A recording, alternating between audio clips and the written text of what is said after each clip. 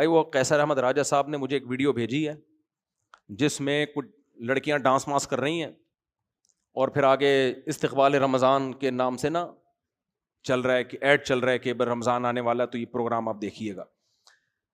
قیصر احمد راجہ صاحب نے میری توجہ اس طرف دلائی کہ آپ نے ڈانس کرنا ہے کرو, آپ نے جو مرضی کرنا ہے کرو, میڈیا پہ کون سا کوئی, لیکن اس پہ رمضان کا خدا کا واسطہ لیبل مت لگاؤ. یہ رمضان کا لیبل نہیں لگاؤ اس پہ. پاکستان اسلام کے نام پہ بنائے اور اس میں شک ہے کہ قرآن و سنت کے خلاف کوئی قانون نہیں ہوگا, شاعر اسلام کی حفاظت ہوگی, تو اس پہ زبردست طریقے سے اس طرح کے پروگراموں پہ احتجاج کرنا چاہیے ہمیں سوشل میڈیا پہ. یہ آپ نے جو کرنا ہے کر رہے ہو آپ نا, کون روک رہا ہے ملک میں, لیکن اس پہ رمضان کا, اس سے تو رمضان نا ایک رسم رہ جائے گی, سب کچھ کرتے رہو اور رمضان بھی ہے اور شوال رہے گا, رمضان رہے گا. بھائی قرآن کا حکم کیا ہے, ان الذین یحبون ان تشیع الفاحشۃ فی الذین آمنوا لہم عذاب علیم فی الدنیا والآخرہ. جو لوگ بے حیائی پھیلاتے ہیں ان کے لیے دنیا میں بھی دردناک عذاب اور آخرت میں بھی. دنیا میں دردناک عذاب تو حکومت دے گی, اگر اسلامی حکومت ہوگی, حکومت دے نہیں رہی ہے, وہ تو ایسے قوانین پاس کر رہی ہے کہ بے حیائی اور زیادہ پھیلے, لیکن آخرت میں اللہ کی حکومت, اس سے کون بچا سکتا ہے ان کو. تو آج جو ہم نے قرآن پڑھا ہے نا, اس میں یہ بھی ہے کہ الشیطان یعیدکم الفقر ویأمرکم بالفحشاء, کہ شیطان تم سے بے حیائی کے وعدے کرتا ہے, اور انما یأمرکم بالسوء والفحشاء, تمہیں برائی اور بے حیائی کا حکم شیطان دیتا ہے. شیطان کا کام ہے یہ. رحمان وہ ہمیں حیا کا حکم دیتا ہے, اور اللہ کا دشمن شیطان وہ ہمیں بے حیائی کا حکم دیتا ہے. تو اس لیے میڈیا کی اس قسم کی حرکتوں پر احتجاج کرنا چاہیے. آپ اگر بے حیائی کر بھی رہے ہو تو کم از کم اس بے حیائی کے ساتھ رمضان کا لیبل مت لگاؤ. تو اس لیے اس پہ سوشل میڈیا پہ نا بھرپور آواز اٹھائیں اور اس کے خلاف بات کریں. اس کا بڑا اثر پڑتا ہے جب سوشل میڈیا پہ آواز اٹھتی ہے. الحمد للہ نحمدہ ونصلی علی رسولہ الکریم. رمضان 2026 کی آج پہلی تراویح کا کچھ خلاصہ بیان کروں گا. آج ہم نے سوا پارہ پڑھا ہے, پہلا پارہ اور دوسرے پارے کا ربع یعنی ایک چوتھائی حصہ. سورہ بقرہ قرآن مجید کی پہلی سورت ہے. چلیے گھڑی میں ٹائم صحیح ہو رہا ہے, صحیح ہو رہا ہے نا. اللہ تعالیٰ نے اس سورت میں قرآن مجید کی ابتدا میں اللہ تعالیٰ نے قرآن کا تعارف کروایا ہے. دیکھو رمضان جو ہے نا یہ قرآن کا مہینہ ہے. ھدی للناس وبینات من الہدی والفرقان, اللہ کہتے ہیں قرآن میں کہ رمضان وہ مہینہ ہے جس میں ہم نے قرآن کو نازل کیا جو لوگوں کے لیے ہدایت ہے. ہر انسان کو ضرورت ہے سیدھے راستے کی, اس کے بغیر انسان نہیں بن سکتا. تو قرآن کو اللہ نے کتاب ہدایت, سیدھا راستہ. غیر مسلم کبھی بھی سیدھے راستے پہ نہیں ہو سکتے, ان کے پاس سیدھا راستہ ہے ہی نہیں. انسان کو خود نہیں پتہ چلتا سیدھا راستہ کیا ہے, غلط راستہ کیا ہے. صحابہ کرام رمضان کے مہینے میں مسجدوں کو بھرپور طریقے سے آباد کیا کرتے تھے, قرآن سنتے, قرآن سناتے. اسی چیز نے ان کو اللہ کے دین سے جوڑ کے رکھا ہوا تھا. اسی چیز نے ان کو بڑی بڑی طاقتوں کے سامنے احساس کمتری میں مبتلا نہیں ہونے دیا. تو اس لیے شوق و رغبت کے ساتھ یہ درس آپ سنا کریں. پہلا مرحلہ ہوتا ہے سیدھی بات کو سن لینا. جب انسان میں سننے کی صلاحیت پیدا ہوتی ہے پھر اللہ اس کو عمل کی توفیق دے دیتے ہیں. سنے ہی نہیں تو کہاں سے عمل ہوگا. اور یاد رکھو اس زمانے میں اگر تم نے قرآن نہیں سنا, قرآن کیا کہتا ہے, سیدھا راستہ کیا ہے, تو پھر اتنے گمراہ ہو گئے کہ پہلے اس کا تصور بھی نہیں تھا. کیونکہ خوب اچھی طرح سمجھ لینی چاہیے یہ بات کہ انسان اگر اپنا کوئی راستہ متعین نہیں کرتا, وہ دوسروں کے راستے کا حصہ بن جاتا ہے. پھر وہ آپ اگر اپنا خود ہدف متعین نہیں کریں گے نا, کس ٹریک پہ میں نے زندگی گزارنی ہے, تو شیطان پھر آپ کو اپنے والے ٹریک پہ لے جانا شروع کر دے گا. آج انسان کا مقصد 3 چیزوں میں منحصر ہے, عزت, شہرت, پیسہ, بس. اس کے علاوہ کچھ ہے ہی نہیں, سوچتا ہی نہیں ہے. اسی کو کامیابی سمجھا جاتا ہے. قرآن یہ باتیں کرتا ہی نہیں ہے, قرآن کسی اور دنیا میں ہمیں لے کے جاتا ہے. تو عزت, شہرت, دولت, یہ سب کسی حد تک ہماری ضرورتیں ہیں, اس سے زیادہ ان کی کوئی حیثیت نہیں ہے, اس کو اتنا ہی رکھنا چاہیے. تو اللہ تعالیٰ فرماتے ہیں ذالک الکتاب لا ریب فیہ ھدی للمتقین, یہ وہ کتاب ہے جس میں کوئی شک نہیں ہے, یعنی اللہ کی طرف سے نازل کردہ کتاب ہے, اس کے اللہ کی طرف سے نازل کردہ ہونے میں کوئی شک نہیں ہے. ہم کتنے خوش قسمت ہیں, خدا کی قسم, جتنا شکر ادا کیا جائے کم ہے. بتاؤ کسی کے پاس کوئی ایسی کتاب آ جائے جو خدا نے خود پیش کی ہو, جس نے اس کائنات کو بنایا, اور اس نے اس کے برحق ہونے کے دلائل بھی قائم کر دی ہوں تاکہ ہمیں اطمینان ہو کہ یہ اسی کا کلام ہے. تو آپ سوچو اس سے بڑی خوش قسمتی کی کیا بات ہو سکتی ہے کہ صاف ستھرا جو کچھ اس میں لکھا ہوا ہے اس پر انسان عمل کرے, اس میں 2 رائے ہو نہیں سکتی ہیں. تو اللہ تعالیٰ فرماتے ہیں ذالک الکتاب لا ریب فیہ ھدی للمتقین, یہ کتاب ہے جس کے 2 تعارف. نمبر 1, اس کے اللہ کی طرف سے ہونے میں کوئی شک نہیں ہے, ھدی للمتقین, اور یہ ہدایت ہے. اس کا ٹاپک کیا ہے, اس کا موضوع کیا ہے؟ اس میں آپ کو آن لائن کمانے کے طریقے نہیں بتائے جائیں گے, اس میں آپ کو عزت اور شہرت کمانے کے طریقے نہیں بتائے جائیں گے, اس میں آپ کو صحت بنانے کے طریقے نہیں بتائے جائیں گے. آپ جب یوٹیوب پہ جاتے ہو یا شارٹ کلپس دیکھتے ہو یا ٹک ٹاک دیکھتے ہو تو بیوٹی ٹپس بتائی جا رہی ہوتی ہیں, کھانے پکانے کے طریقے بتائے جا رہے ہوتے ہیں, اس میں آپ کو گائیڈ کیا جا رہا ہوتا ہے. یہ مائک صحیح نہیں ہے بھائی, آج گڑبڑ ہے, آواز صحیح نہیں آ رہی نا, گونج رہی ہے. تو آپ جب بھی جاتے ہو نا, آپ کو مختلف قسم کی گائیڈنس مل رہی ہوتی ہیں. کوئی ڈاکٹر بتا رہا ہوتا ہے کینسر سے بچنے کا طریقہ, کینسر کا علاج, موٹاپا کم کرنے کا طریقہ. باڈی بلڈر کو آپ دیکھیں گے وہ آپ کو بتائے گا جم میں مسل بنانے کا طریقہ. تو کھانے پکانے کے طریقے, خواتین کے زیادہ تر چینل بیوٹی ٹپس, یہ سب چیزیں بتائی جا رہی ہوتی ہیں. لیکن قرآن کا ان میں سے کوئی بھی ٹاپک قرآن کا ٹاپک نہیں ہے. کچھ موٹیویشنل اسپیکر ہوتے ہیں, پیسہ کمانے کے طریقے بتائے جا رہے ہوتے ہیں. تو قرآن ان میں سے کسی ٹاپک کو بھی نہیں چھیڑتا. وجہ اس کی یہ ہے, قرآن کہتا ہے کہ میں انسان کو وہ چیز بتاؤں گا جس کے لیے انسان کو پیدا کیا گیا ہے. تو یہ بہت ہی عظیم ٹاپک ہے قرآن مجید کا. آواز صحیح کرو یار اس کی, میرا گلا بہت ابھی سے بیٹھ گیا رمضان سے پہلے. تو اللہ فرماتے ہیں ہدن, یہ گائیڈنس ہے, ہدایت ہے, یہ بتائے گا سیدھا راستہ کیا ہے اور غلط ٹریک کون سا ہے. یہ بھی بتائے گا کہ سیدھے راستے پہ چل کے کچھ ملے گا بھی کہ نہیں ملے گا, اور یہ بھی بتائے گا غلط ٹریک پہ چلنے والوں کا انجام کیا ہوگا. یہ سب چیزیں کس کے ذمے ہیں؟ قرآن کے ذمے. اس سے بڑا کوئی اہم ٹاپک ہو سکتا ہے؟ للمتقین, ان لوگوں کے لیے جو اللہ سے ڈرنا چاہتے ہیں, یہ سیدھا راستے پہ چلنا چاہتے ہیں. متقین کا مطلب یہاں جو تقویٰ چاہتے ہیں. کیا مطلب؟ اس سے ہدایت ان کو ملے گی جو ہدایت کی نیت سے اس کو سنتے اور پڑھتے ہیں. دیکھو جب ہم دنیا میں کوئی دوا کھاتے ہیں نا, کوئی علاج کی, آپ پیناڈول کھائیں, سر درد کی نیت, آپ یہ نیت کریں کہ اس سے میرا سر ٹھیک ہوگا, یا نیت نہ کریں, آپ کی نیت کا اس دوا پہ کوئی اثر ہوگا؟ بولو, نہیں ہوگا. اس نے جو کام کرنا ہے وہ کرے گی. لیکن قرآن کہتا ہے کہ اس سے ہر ایک کو ہدایت نہیں ملے گی. اس سے ہدایت اس کو ملے گی جو اس کو پڑھتے اور سنتے ہیں اس نیت سے کہ ہمیں سیدھا راستہ مل جائے. ضدی اور ہٹ دھرم نہیں ہے وہ. یہ جو ایتھیس اور ملحد لوگ ہیں نا, یہ ضدی اور ہٹ دھرم ہو کے قرآن سنتے اور پڑھتے ہیں.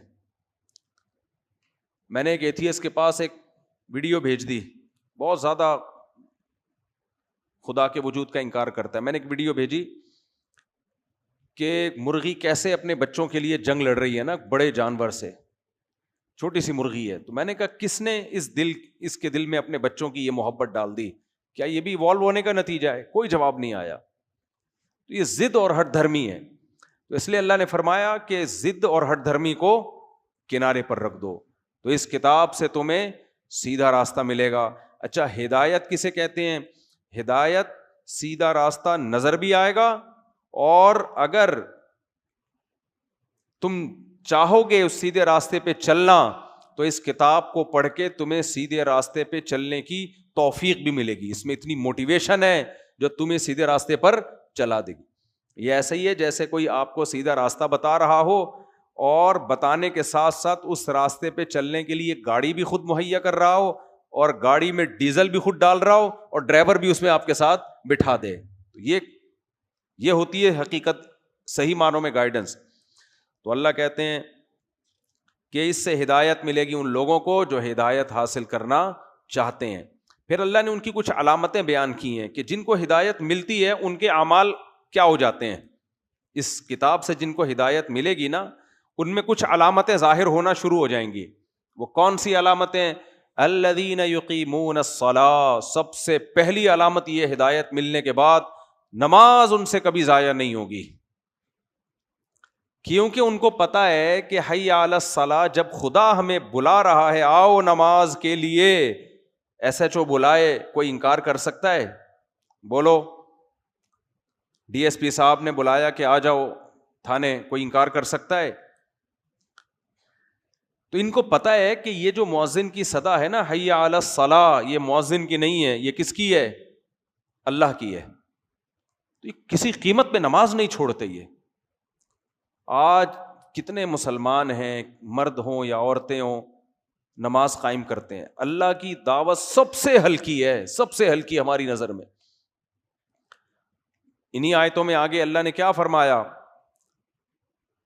وَاسْتَعِينُوا بِالصَّبْرِ وَالصَّلَاةِ وَإِنَّهَا لَكَبِيرَةٌ إِلَّا عَلَى الْخَاشِعِينَ. فرمایا نماز اور صبر سے اللہ کی مدد طلب کرو, لیکن یہ نماز بہت مشکل ہے مگر ان لوگوں پر جن کے دلوں میں اللہ کا خوف ہے. جو اللہ پہ یقین رکھتے ہیں نا ان کے لیے مشکل نہیں ہے. یہ جو آج نماز بہت مشکل ہے نا, جو ملحد لوگ ہیں, جو مذہب بیزار لوگ ہیں نا, ان کو نماز پڑھانا ایسے ہے جیسے آگ کے انگارے پہ کھڑا کر دینا کسی کو. ہم دیکھتے تھے بچپن میں, مسجد کے قریب گھر ہے, کبھی مسجد آنے کی توفیق نہیں ملتی. آئے ہیں مسجد میں کسی کام سے تو ایسے بھاگنے کی فکر میں ہے جیسے پتہ نہیں کیا ہو گیا. تو میں اس وقت اللہ کا شکر ادا کرتا تھا, الحمدللہ الذی عافانا مما ابتلاہ بی, اے اللہ تیرا شکر ہے تو نے ہمیں اس عذاب سے بچایا ہوا ہے جس میں اس کو مبتلا کیا ہے. تو آج دیکھ لو ہر چیز کو ٹائم دینے کا ہمارے پاس ٹائم ہے, لیکن نماز کے لیے نہیں ہے. تو اللہ قرآن میں کیا فرماتے ہیں؟ وَإِنَّهَا لَكَبِيرَةٌ إِلَّا عَلَى الْخَاشِعِينَ. یہ نماز واقعی بڑی مشکل ہے کیونکہ اس میں کچھ مل نہیں رہا, نظر نہیں آ رہا. نماز پڑھ کے نہ پیسے ملتے ہیں, نہ کوئی آپ کے کوئی ترقی ہو جاتی ہے, نہ کوئی صحت پہ فوری طور پہ کوئی اثر پڑتا ہے, کچھ بھی نہیں ہے. اس لیے دنیا میں جو لبرل لوگ ہیں نا, جو مذہب بیزار لوگ ہیں, ان کے لیے معاذ اللہ سب سے فضول کام نماز ہے. وہ کہتے ہیں ٹائم ویسٹنگ ہے یہ.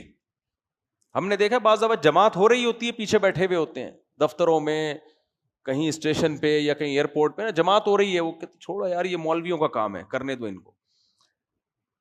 تو اس لیے اللہ نے کہا کہ جن کو اس کتاب سے ہدایت ملے گی نا, ان کے دل میں سب سے پہلے کس چیز کی قدر بیٹھے گی؟ نماز کی.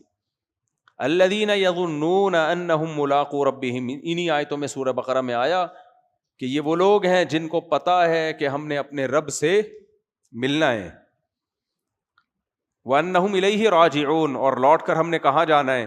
اللہ کے پاس. تو جس کو یقین ہے کہ میں نے اللہ کو منہ دکھانا ہے, اس کی نظر میں نماز کی بڑی ویلیو ہوگی. اور جس کو یقین ہی نہیں ہے کہ اللہ کو میں نے منہ دکھانا ہے, اس کی نظر میں سب سے بورنگ کام کون سا ہوگا؟ نماز. وہ دکان کو ٹائم دے دے گا, نماز کے لیے ٹائم نہیں نکالے گا وہ. تو اس لیے اللہ نے سب سے پہلی علامت بیان کی ہے جن کو ہدایت ملے گی. وہ کون لوگ ہیں؟ الذین یؤمنون بالغیب ویقیمون الصلاۃ, جو اللہ کے بتانے سے غیب پر ایمان لے کر آتے ہیں، اور اس غیب پر ایمان کا سب سے پہلا اثر کیا ہوتا ہے؟ نماز کو قائم کرتے ہیں. سب سے پہلا اثر یہ ہوتا ہے. غیب کا تذکرہ اللہ نے کیوں کیا؟ دیکھو غیب کی دو قسمیں ہوتی ہیں. غیب کہتے ہیں جو ہمارے حواس خمسہ سے ٹریس نہ ہو سکے، جو ہمارے حواس خمسہ سے ٹریس نہ ہو سکے، نظر نہ آئے ہمیں. تو غیب پر اگر کوئی دلیل قائم ہو تو ایمان لایا جاتا ہے، دلیل قائم نہ ہو تو اس پر ایمان لانا توہم پرستی ہے. تو اللہ اگر کہہ دے کہ ایسا ہے تو اس کو مان لینا ضروری ہے. اللہ نے کہہ دیا موت کے بعد زندگی ہے اور اس پہ دلائل قائم کر دیے. اب بھی اگر کوئی ضدی ہٹ دھرم کہتا ہے کہ نہیں یہ ممکن نہیں ہے، تو وہ کس سے مقابلہ کر رہا ہے؟ اللہ سے. اللہ نے کہہ دیا کہ آخرت میں اعمال کا حساب ہوگا، نیک لوگوں کو جنت ملے گی اور برے لوگوں کو آگ میں ڈالوں گا میں. تو عقل مند اللہ کی بات پر یقین کر لیتے ہیں. یہ جو جنت اور جہنم ہے نا، یہ صرف قرآن میں نہیں ہے، تورات میں بھی، انجیل میں بھی. جتنی آسمانی کتابیں ہیں آخرت کا نقشہ سب میں سیم ہے. حالانکہ اتنی تحریفات ہوئی ہیں ان میں، لیکن جنت اور جہنم کو وہ اپنی کتابوں سے نہیں نکال سکے. تو اس لیے جنت بھی ایک حقیقت اور جہنم بھی ایک حقیقت.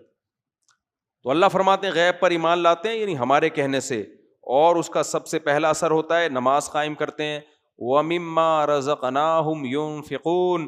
دوسرا اثر ان کی زندگیوں میں یہ آتا ہے کہ جو رزق ہم نے ان کو دیا ہے اس رزق میں سے اللہ کی خاطر خرچ کرتے رہتے ہیں. دو قسم کی عبادتیں غیب پر ایمان لانے والے کرتے ہیں. ایک بدنی عبادت جس کو کیا کہا جاتا ہے؟ بولو، نماز. دوسری مالی عبادت. جو دنیا پرست آدمی ہے وہ مال پر سانپ بن کے بیٹھ جاتا ہے. آپ دیکھ لیں جو مادہ پرست لوگ ہیں نا، ایک ایک پائی کے لیے، ایک ایک پائی. یہ جو آپ سنتے ہیں نا غیر مسلم لوگ نے اپنی ساری جائیداد فلانے کو دے دی، یہ مرنے کے بعد دے رہے ہوتے ہیں. یہ کہ مرنے کے بعد یہ اس کو دے دینا، اس کو دے دینا فلانے کو. ورنہ میں نے کچھ ہوتے ہیں بہت تھوڑی مقدار میں نے تو ملیشیا میں وہ قبرستان دیکھا ہے جہاں غیر مسلم لوگوں کی قبریں، جس میں انہوں نے وصیت کی ہوئی ہے کہ ہمیں ہمارے مال سمیت قبر میں دفن کرنا، اور کیا جاتا ہے ان کو. تو مسلمان میں سخاوت غیر مسلم سے زیادہ ہوتی ہے. اگر کوئی غیر مسلم آپ کو سخی نظر آ رہا ہے نا، تو وہ آپ کو اس لیے سخی نظر آ رہا ہے کہ اس کے پاس جتنا مال ہے آپ اس کو اپنے مال سے کمپیئر کر رہے ہوتے ہو. مثال کے طور پر ایک آدمی اگر 1,00,000 روپے صدقہ کرتا ہے تو رکشہ چلانے والے کو یہ تھوڑا صدقہ لگے گا یا بہت زیادہ؟ بہت زیادہ. لیکن اگر اس کی آمدن 20 کروڑ ہے تو اس میں 1,00,000 تو کچھ بھی نہیں ہے، وہ تو ویسے ہی گر جاتا ہے. تو کسی بھی قوم کے بارے میں دیکھنا ہونا کہ سخاوت کس میں زیادہ ہے، تو ان جیسے مالدار لوگوں کو اس قوم کے ان جیسے مالدار لوگوں سے کمپیئر کرنا چاہیے. مسلمان کی کتنا سخی ہوتا ہے؟ مسلمان کی آمدن میں اس کے ماں باپ کا حصہ، مسلمان مرد کی آمدن میں اس کی بیوی کا حصہ، اس کے بچوں کا حصہ، زکوٰۃ، صدقہ فطر، قربانی، اس کے علاوہ جو خرچ کرتا رہتا ہے. رمضان میں آپ دیکھیں لوگ کیسے خرچ کر رہے ہوتے ہیں. غیر مسلموں میں یہ نہیں ہے، غیر مسلموں میں نہیں ملے گا آپ کو یہ، الا ماشاء اللہ. تو اللہ قرآن میں ہمارے جو ٹرسٹی ہاسپٹل چل رہے ہیں نا، ان ملکوں میں جو غیر مسلم کنٹریز ہیں، ان ملکوں میں حکومتیں جو ارب روپے کی مالک ہوتی ہیں، وہ جن ہسپتالوں کو چلا رہی ہوتی ہے نا حکومت کے خرچے پہ، اتنا خرچے پہ ہمارے ہاں عوام ہسپتالوں کو چلا رہی ہوتی ہے، حکومت نہیں چلاتی.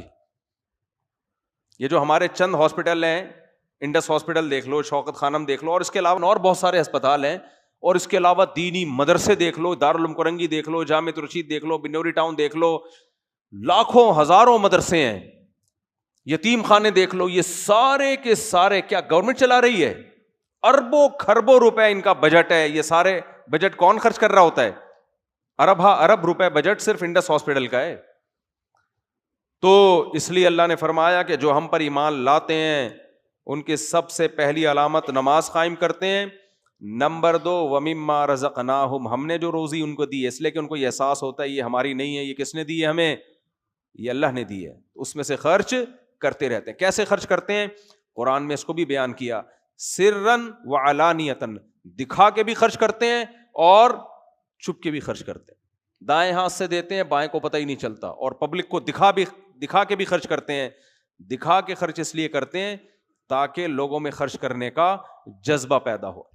اس لیے ہم نے علماء سے سنا ہے کہ اپنی اولادوں سے بھی صدقات کروانے چاہیے تاکہ ان کو دینے کی عادت پڑے. ہر وقت یوں کر کے نہ بیٹھے رہیں، وہ پیسے دے دو پیسے دے دو. بچے یہی چل رہے ہوتے ہیں نا، ابا پیسے دے دو، گٹکے کے پیسے دے دو، پان کے پیسے دے دو، ہر چیز کے پیسے. خرچ کرنے والا مسلمان کبھی بھی کنجوس نہیں ہو سکتا، یہ خوب سمجھ لو.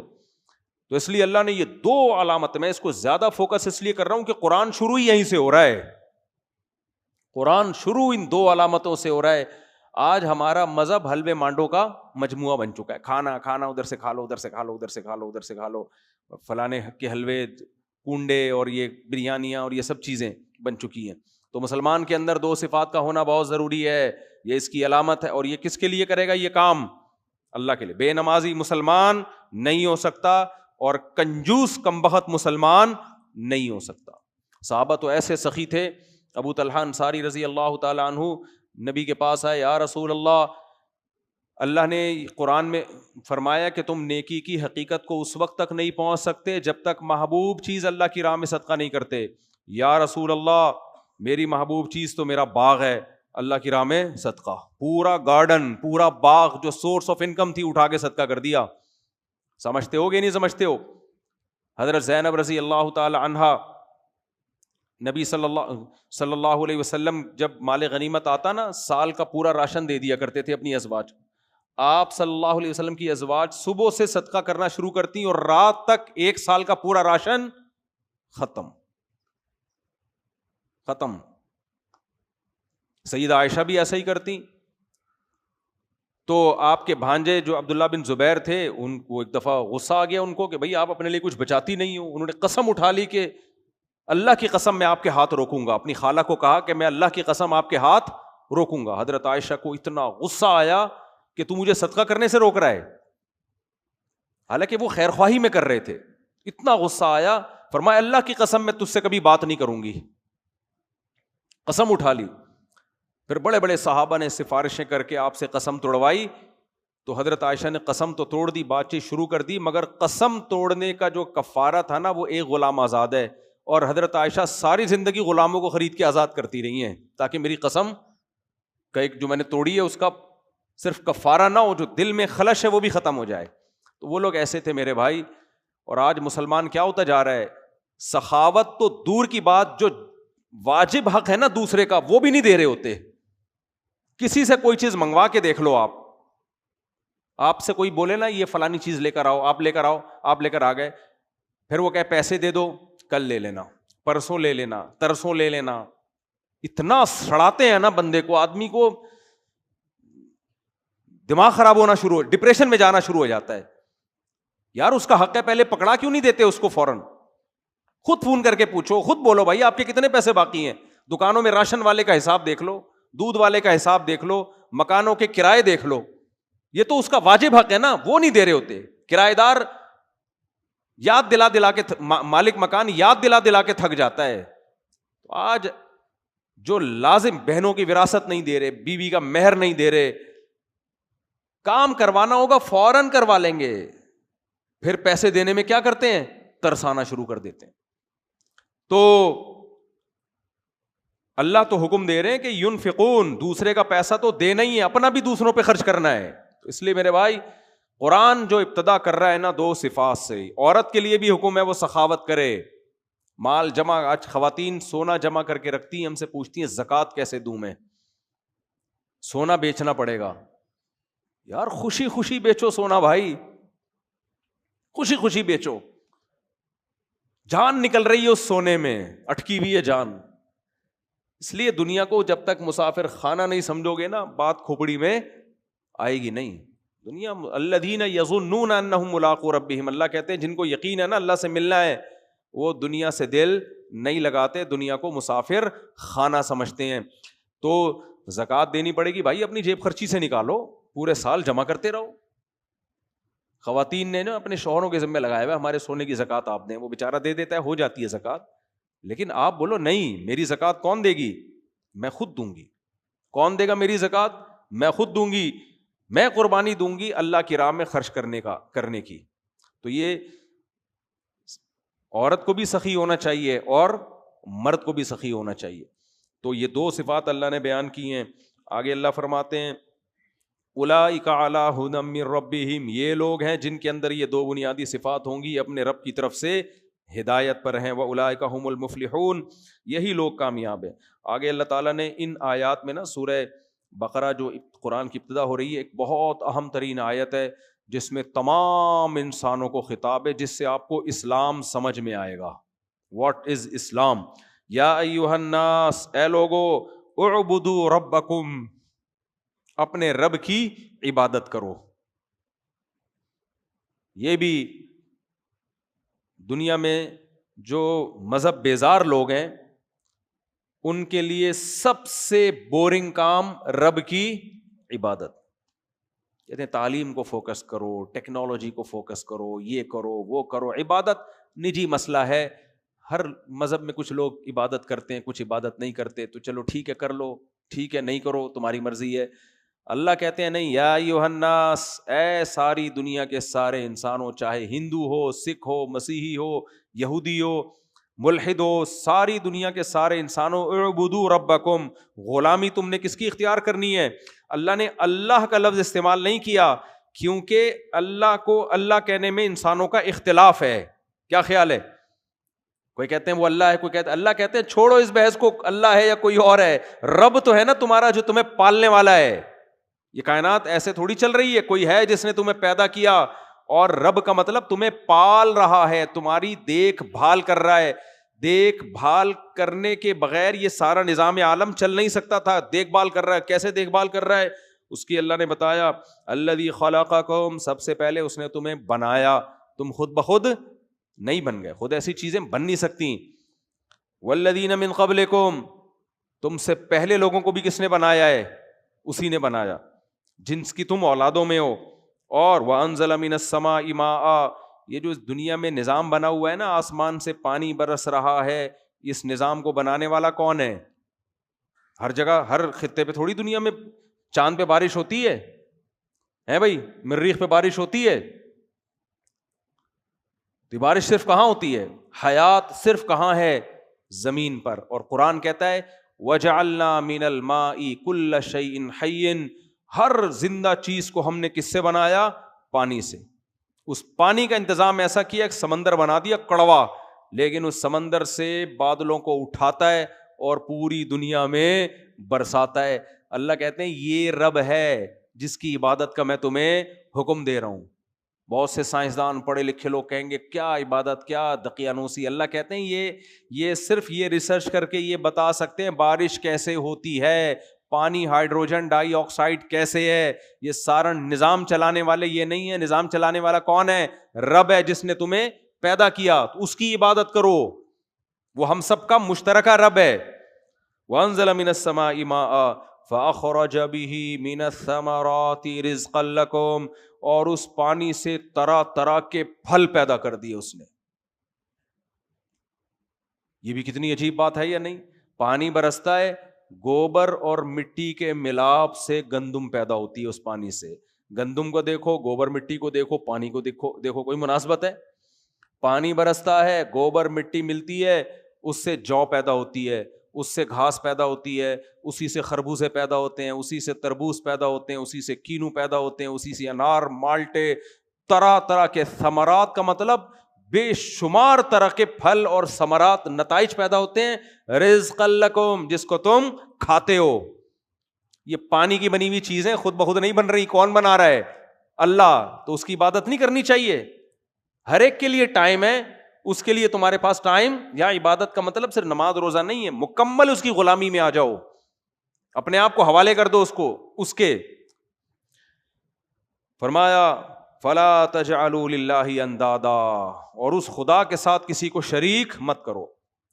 غیر مسلموں میں نے کیا کیا؟ جو ملحد ہیں وہ تو مانتے ہی نہیں خدا کو، ان سارے دلائل کا انکار کر دیتے ہیں، اور جو مانتے ہیں وہ اس خدا کے ساتھ دوسروں کو شریک ٹھہرا لیتے ہیں۔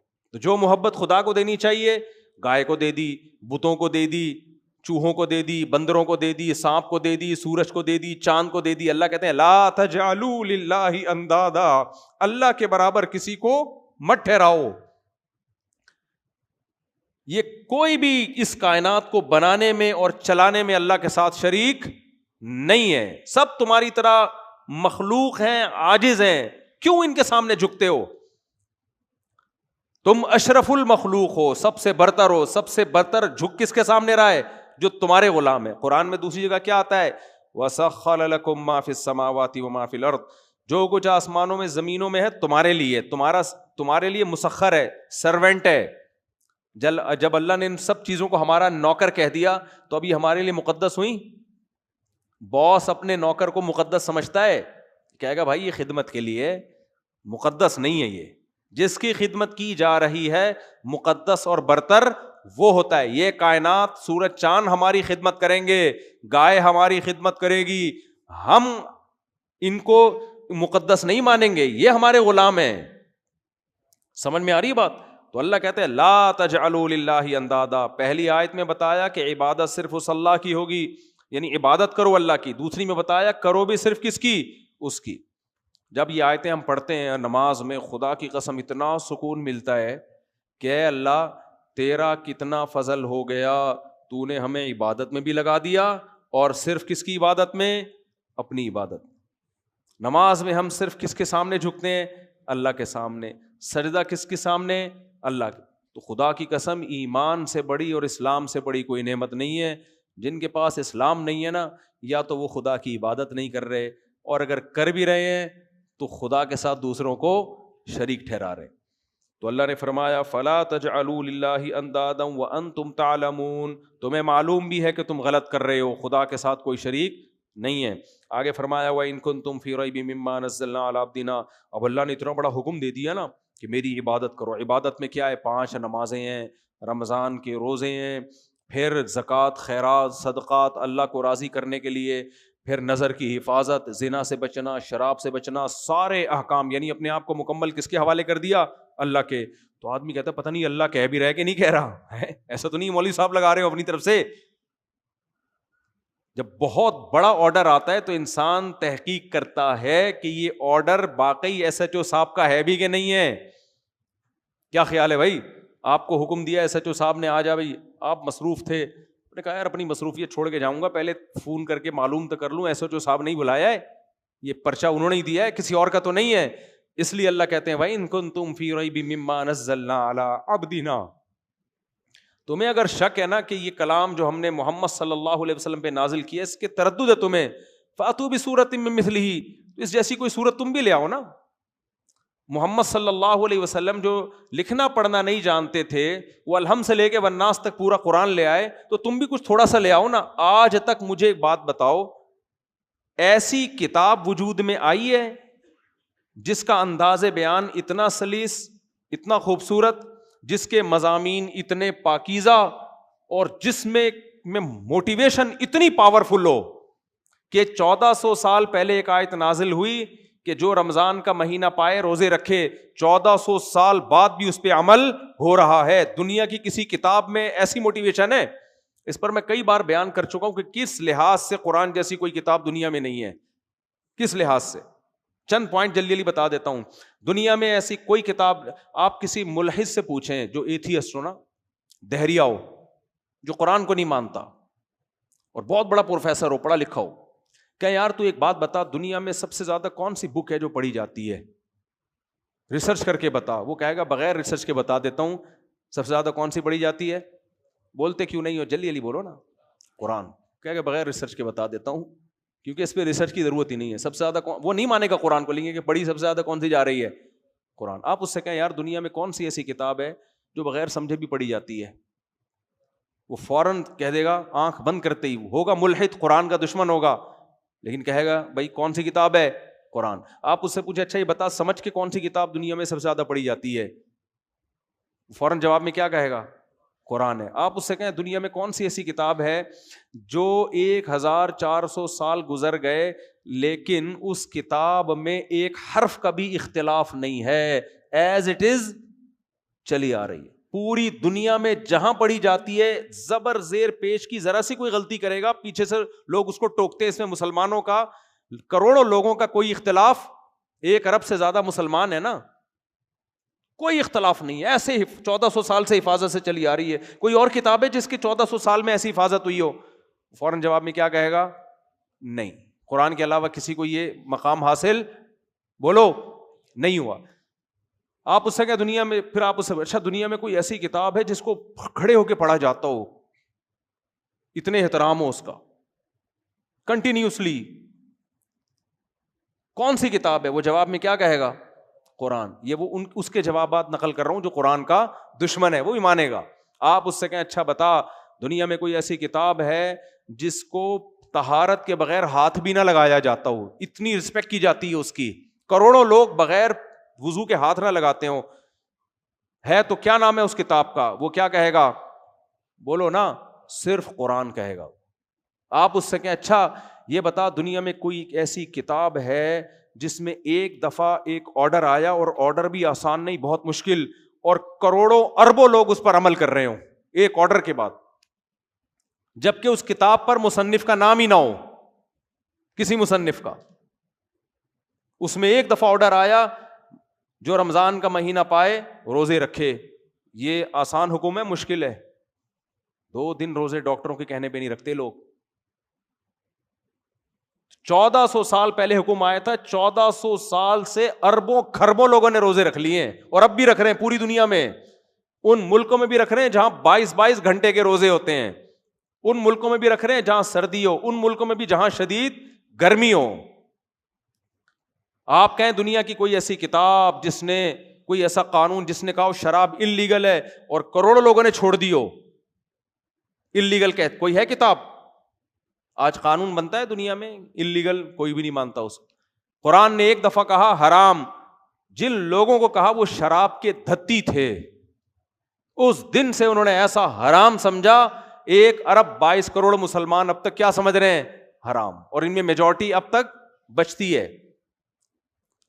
کوئی ایسی کتاب ہے جو 1400 سال پہلے لکھی گئی ہو جس کے مضامین اتنے پیارے, اتنے پاکیزہ, ایک خدا کی عبادت جس میں نماز روزے کی ترغیب ہو, غریبوں پہ خرچ کرنے کی ترغیب ہو, یتیموں پہ خرچ کرنے کی ترغیب ہو. یہ کہا جا رہا ہو جس نے یتیم کا مال کھایا ایسے جیسے آگ کے انگارے ڈالے اس نے, جس میں یہ سمجھایا جا رہا ہو کہ رشتہ داری کو جوڑو, جس میں یہ سمجھایا جا رہا ہو کہ شراب حرام ہے, جوا حرام ہے, سود حرام ہے, زنا کے قریب مت جاؤ, اور ایک دوسرے کو قتل مت کرو. یہ ساری پاکیزہ تعلیمات جس میں کہا جا رہا ہو معاہدوں کی پابندی کرو, اس چیز کے پیچھے مت پڑو جس کے پاس, جس کی نالج تمہارے پاس نہیں ہے, کیونکہ ان السمع والبصر والفؤاد کل اولئک کان عنہ مسئولا.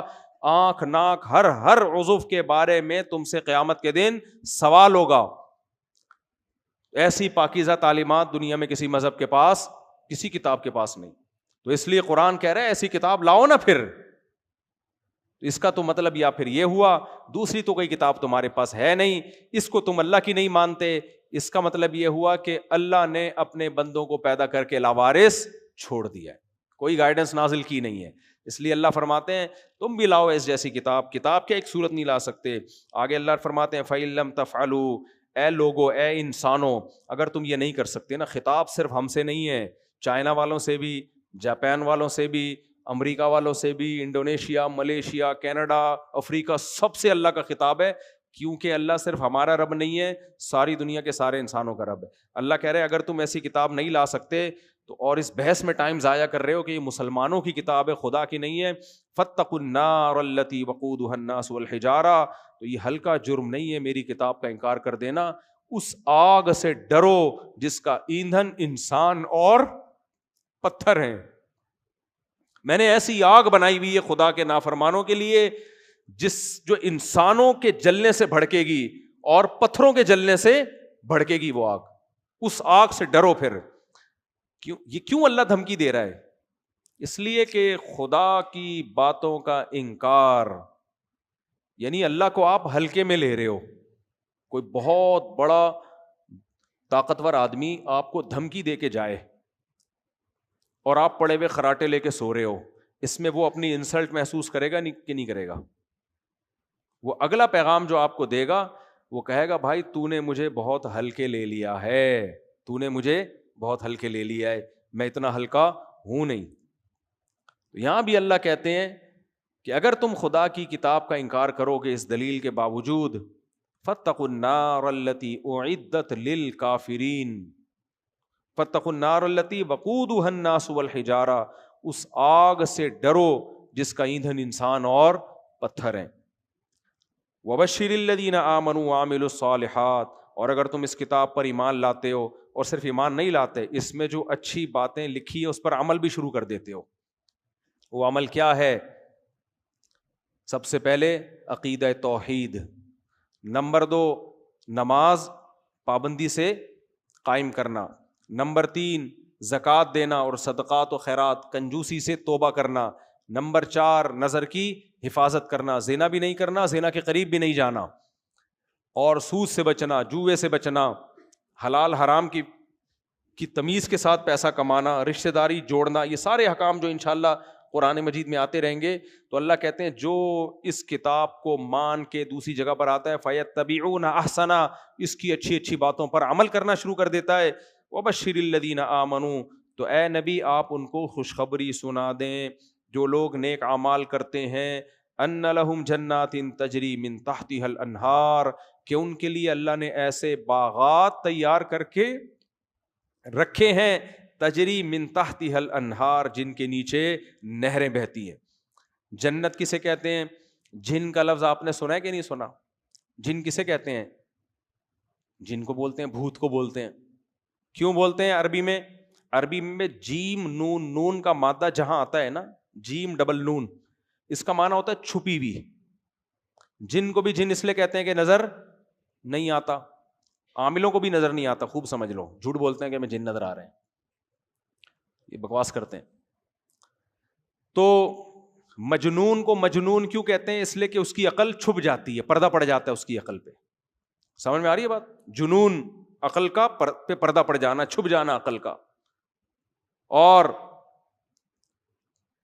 وَإِذْ أَنْتُمْ أَجِنَّةٌ فِي بُطُونِ أُمَّهَاتِكُمْ, جنین اس بچے کو کہتے ہیں جو ماں کے پیٹ میں ہو, کیونکہ وہ بھی کیا ہے؟ چھپا ہوا ہے, نظر نہیں آتا, اس کو جنین کہا جاتا ہے.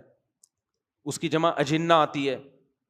اور جنہ یہ بھی جیم ڈبل نون, وہ باغ جو اتنا گہرا اتنا گھنا ہو کہ اس نے سب کچھ چھپا لیا ہو, یعنی گھنے باغ سے کنایا ہے. اتنے گہرے باغ, گرینری جب بہت زبردست ہوتی ہے تو اس کا الگ ہی حسن ہوتا ہے.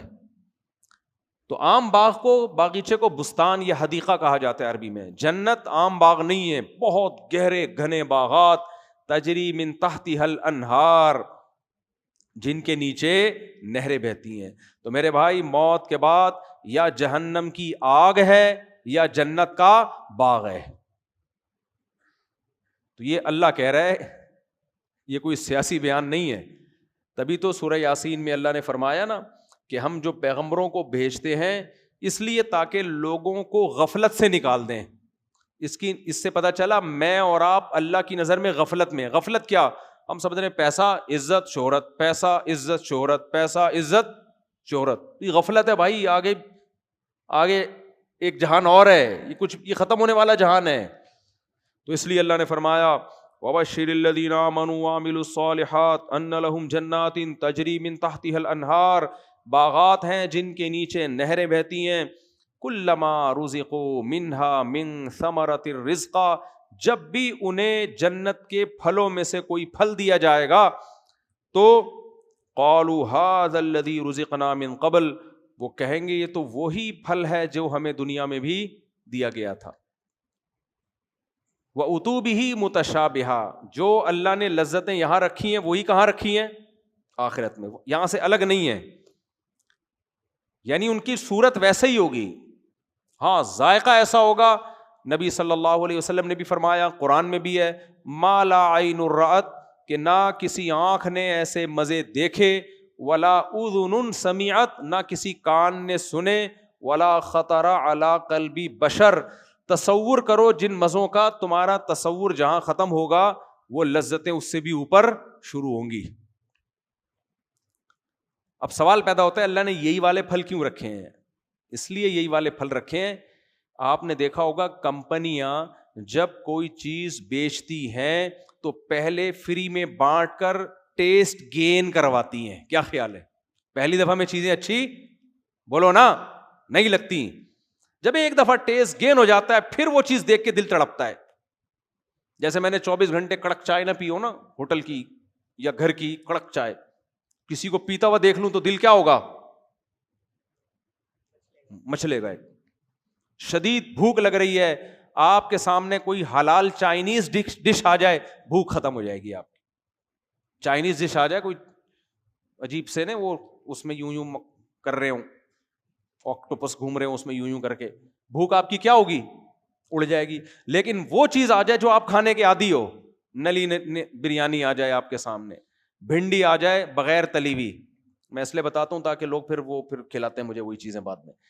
بھنڈی آ جائے, ایک بھنڈی کے بنانے کا طریقہ ہے تل کے بنائی جاتی ہے, وہ بیکار ہوتی ہے, فرائی بھنڈی نہیں کھانی چاہیے. ایک بھنڈی ہوتی ہے لیس دار ہوتی ہے, تلتی نہیں, وہ ہوتی ہے اصل بھنڈی کھانے کی. خیر, تو یہ وہ چیز آ جائے جس کے آپ عادی ہو, ایک دم دل مچلتا ہے کہ نہیں مچلتا؟ تو اس لیے اللہ تعالیٰ نے جنتیوں کے لیے وہ پھل رکھے جو انہوں نے دنیا میں کھائے ہوں گے, عادی ہوں گے, وہ دیکھ کے دل مچلے گا تو کہیں گے یہ تو وہی ہے جو ہمیں دنیا میں ملا. تو فرشتے کیا کہیں گے؟ کھا کے دیکھو, یہ دیکھنے میں وہی ہے, ذائقے میں اس سے کروڑا گنا زیادہ ہے, یہ ذائقے میں زیادہ ہے. وَأُتُوا بِهِ مُتَشَابِهًا وَلَهُمْ فِيهَا أَزْوَاجٌ مُطَهَّرَةٌ, اور اللہ فرماتے ہیں اس میں ان کو بیویاں ملیں گی پاکیزہ. سوچو کیا خوبصورت منظر اللہ نے بندوں کے لیے رکھا ہے, خوبصورت باغات, نیچے نہریں بہ رہی ہیں, اور قرآن میں دوسرے مقامات پہ آتا ہے بے جوڑ موتی کے محلات. محل ہوں گے موتیوں کے محل, یعنی ان کی جو دیواریں ہوں گی وہ کس کی ہوں گی؟ یاقوت اور مرجان کی, جس میں جوڑ نہیں ہوں گے. آج کنسٹرکشن میں اس کا بڑا خیال کیا جاتا ہے, یار پلر نہیں ہے, صحیح ہے نا, سارا بیڑا غرق کس سے ہو جاتا ہے کنسٹرکشن کا؟ پلر سے. آتے آتے بندہ پلر سے ٹکراتا ہے, دیواروں میں جوڑ لگے ہوتے ہیں. جتنی بغیر جوڑ کے دیوار ہوگی اتنی زیادہ اس میں خوبصورتی ہوگی, کیونکہ جوڑ کا بھی ایک نشان آ رہا ہوتا ہے نا. تو اللہ فرماتے ہیں باغات جن کے نیچے نہریں بہتی ہیں, اور ہر طرح کے پھل, اور بے جوڑ موتی کے محلات, اور اس میں ان کو بیویاں دی جائیں گی. وہاں بھی گرل فرینڈ نہیں ملے گی, کیونکہ جو گرل فرینڈ والے لوگ ہیں ایسے غلیظ اور ناپاک لوگوں کے لیے اللہ نے جنت بولو نہیں رکھی. جو گندا آدمی ہے نا, دیکھو گدھا گدھی کو بیوی نہیں بناتا, ریلیشن قائم کرتا ہے. تو عورت سے وداؤٹ میرج ریلیشن قائم کرنا یہ انسانوں کا کام نہیں ہے, یہ گدھے گھوڑوں کتوں بلوں کا کام ہے. جب میں یہ لفظ بولتا ہوں نا گرل فرینڈ والوں کو بڑا غصہ آتا ہے, میں کتے بلے کہہ رہی ہے, لیکن کام کتوں والا پھر بھی نہیں چھوڑیں گے. یہ کتوں بلوں گدھے گھوڑوں کا کام ہے. پیغمبروں کا کام جو انسانیت کی معراج پر ہوتے ہیں نکاح کرنا ہے. سمجھ میں آ رہی ہے بات؟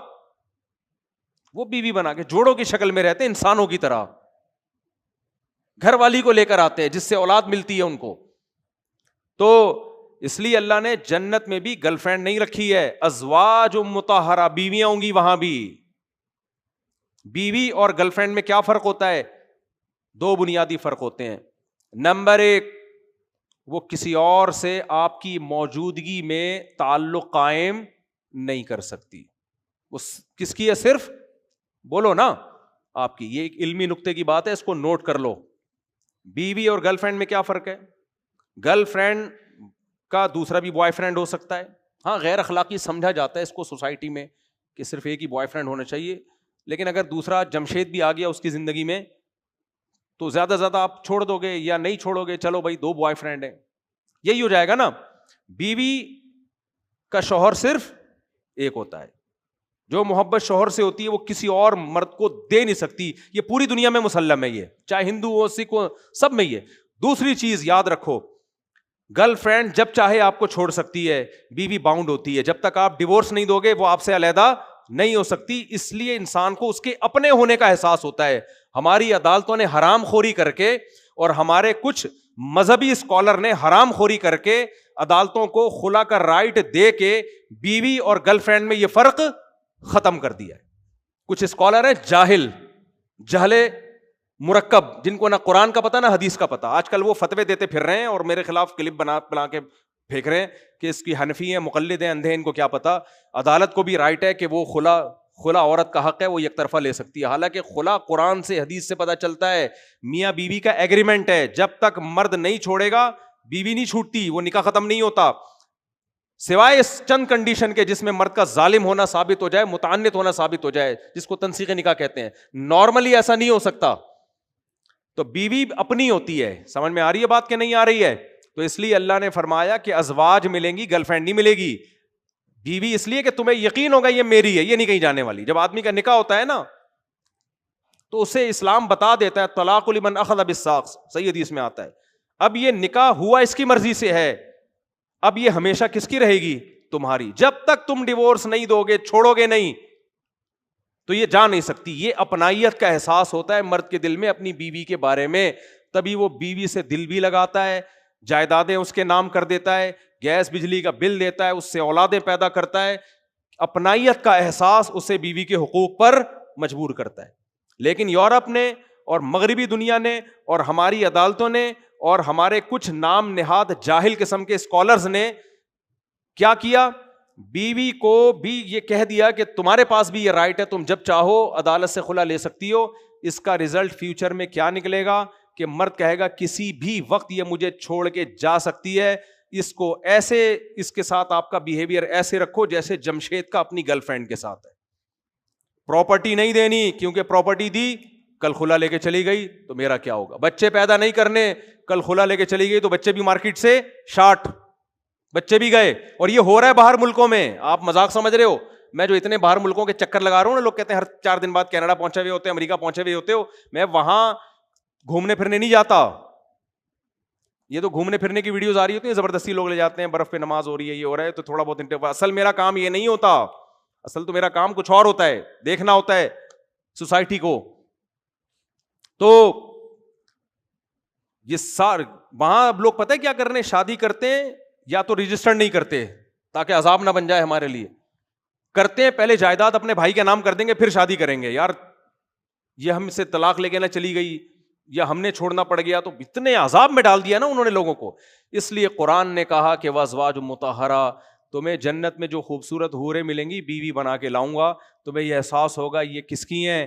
میری. جب تک میں نہیں چھوڑوں گا یہ کہیں جانے والی نہیں ہے. اسی پہ انسان محبت کرتا ہے، اسی پہ اس کے ساتھ وفا کرتا ہے انسان. سمجھتے ہو گے نہیں سمجھتے؟ تو یہ جنت ہے جو اللہ نے نیک لوگوں کے لیے تیار کر کے رکھی ہے.